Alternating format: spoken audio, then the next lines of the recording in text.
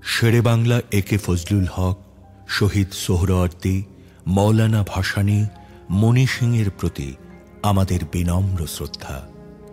आमरा गभीर श्रद्धा जानाई हजार बछरेर श्रेष्ठ बांगाली जातिर पिता बंगबंधु शेख मुजिबुर रहमानके। आमरा श्रद्धा जानाई प्रवासी सरकारेर प्रधानमंत्री ताजुद्दीन आहमदके।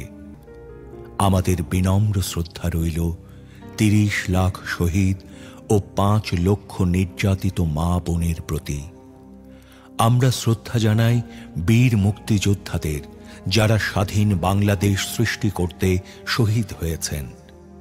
आमरा श्रद्धा जानाई लक्ष लक्ष मुक्तियोद्धाके जादेर वीरत्वेर कारणे आमरा स्वाधीन बांग्लादेश सृष्टि करते पेरेছি।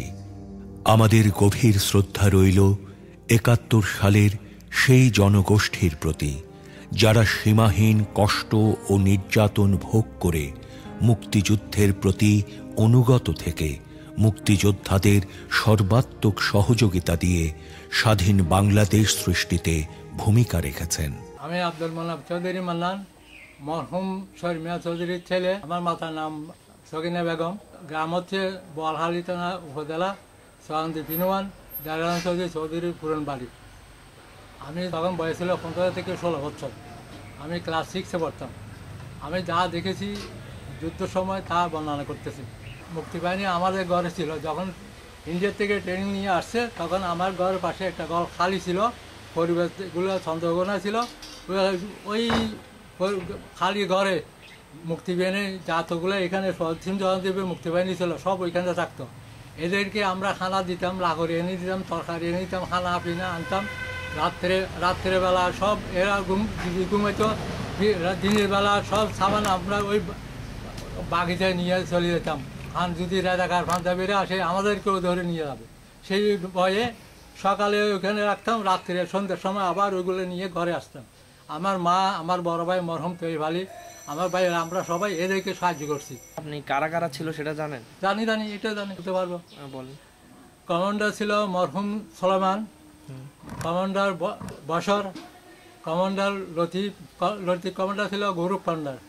আর এখানে মুক্তিবাহিনী ছিল মরহুম পিয়ার মোহাম্মদ, আবুল কালাম, মরহুম সরওয়ার, মরহুম ঈদু আলম, মরহুম সেলিম, রাজা মিয়া, আমিন, মোহাম্মদ আমিন। এগুলো থেকে এগুলো সব আমাদের আরও অনেক থাকতো, নাম ভুলে গেছি। আরও আমাদের ঘরে পাশে থাকতো, যতদিন না স্বাধীন হয় ততদিন থাকতো। আমি দেখছি এখানে পাঞ্জাবিরা অনেক অত্যাচার করছে। আমার বাড়ির সামনে, আমার চোখের সামনে আমি দাঁড়িয়ে দেখতেছি ওইখানে পাঞ্জাবি প্লাস দেখার এসে এদের ঘর জ্বালাই দিছে। কেন? এ আওয়ামী লীগ করতো, সেই জন্য এদের ঘর সম্পূর্ণভাবে জ্বালাই দিছে।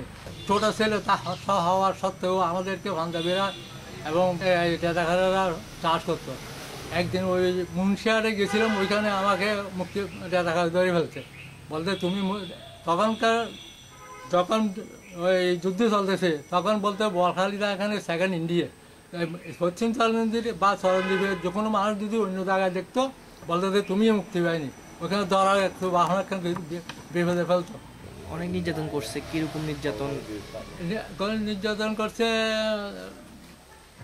মহিলাদেরকে নির্যাতন করছে, দু একজন নাম বলতে পারতেছি না।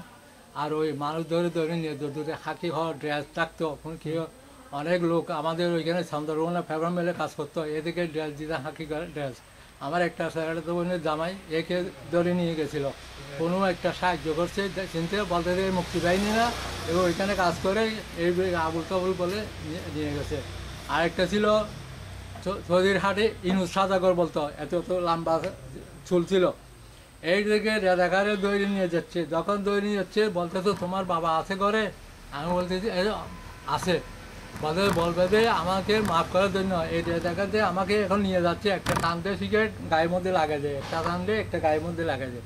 ওই ইনুসকে এদের নিয়ে গেছে, বলতে এরা আমাকে রাখবে না, এ আমাকে মেরে ফেলবে। সত্যি একে মেরে ফেলছে এইভাবে। এইটা বাস্তব কথা। তখন আমার তো 15-16 বছর ছেলে, আমরা ভয় পেতাম এদের সামনে যাওয়ার জন্য। আর এখানে অনেক অপারেশন হয়েছে, দেখলাম অনেক রাজাকার মেরে ফেলছে মুক্তিবাহিনীরা। অনেক অনেক অপারেশন করছে যে আপনি জানেন। অপারেশন করছে যে এখানে একদিন 10টা 9:30 10টা হবে, তখন দেখলাম যে টাটা টাটা টাটা একটা আওয়াজ হয়েছে। কীরকম? এই রাত্রে, ওইটা হওয়ার সকাল রাত্রে মুক্তি বাহিনীরা যত রাজাকার ছিল এই পশ্চিম চরণদ্বীপে, অন্যগুলো তা জানি না, সবাই গদ জ্বলাই দিছে। তখন এরা জানে যে এরা গদ যখন জ্বলাই দিছে, এরা তো বাড়িতে দেখতে আসবে। তখন এরা এখানে বলে নাফিতেরে ঘাট, ওই খদিরির মধ্যে নাফিতেরে ঘাট, ওইখানে অ্যাম্বুশ নিয়ে দাঁড়াইছে বা বসে থাকছে। ওরা যখন আসছে, একজনের হাতে সিগারেট, একজনের পান খাচ্ছে, রাইফেল কাঁদেছিল, রাজাকারে পোশাক তো গ্রিন কালার ছিল।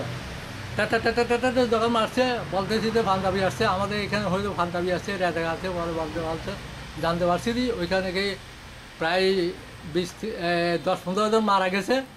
ওই এদের গ্রুপ আসতেছে এখানে গদ দেখার জন্য রাজাকারের, আর 5-6 জন পুকুরে জাপ দিছে।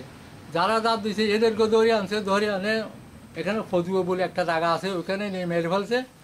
আমাদের কর্ণফুলিতে বাঁধ ছিল, এখন পাথরের বাঁধ ছিল, বাঁধের মধ্যে মারাগুলো বাঁধি যেত, কুকুরে টেনে টেনে খেত এদেরকে। এগুলো বাস্তব।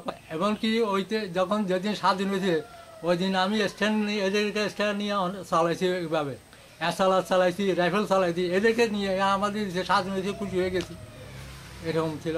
30 লক্ষ শহীদ ও 5 লক্ষ নির্যাতিত মা বোনের সম্ভ্রমের বিনিময়ে আমরা স্বাধীন। লক্ষ লক্ষ মুক্তিযোদ্ধা বীরত্বের সাথে যুদ্ধ করেছে বলে আমরা স্বাধীন। হাজার হাজার যোদ্ধা বীরত্বের সাথে যুদ্ধ করে শহীদ হয়েছে বলে আমরা স্বাধীন। কোটি কোটি লোক আমাদের সমর্থন করতে গিয়ে অবর্ণনীয় দুঃখ কষ্ট সয়েছে বলেই আমরা স্বাধীন। হাজার বছরের শ্রেষ্ঠ বাঙালি জাতির জনক বঙ্গবন্ধু শেখ মুজিবুর রহমানের কাঙ্ক্ষিত বাঙালি জাতীয়তাবাদী চেতনার বিকাশ, শোষণমুক্ত বৈষম্যহীন সমাজ, মানবিক মূল্যবোধ, সামাজিক ন্যায় বিচার, সামাজিক অর্থনৈতিক রাজনৈতিক সাম্য প্রতিষ্ঠা করে জনগণকে ক্ষমতার প্রকৃত মালিক করে আমরা এদের ঋণ শোধ করতে পারি। আসুন আমরা আমাদের পূর্বসূরীদের ত্যাগকে স্মরণ করে তাদের নির্দেশিত পথে দেশকে এগিয়ে নেই। জয় বাংলা।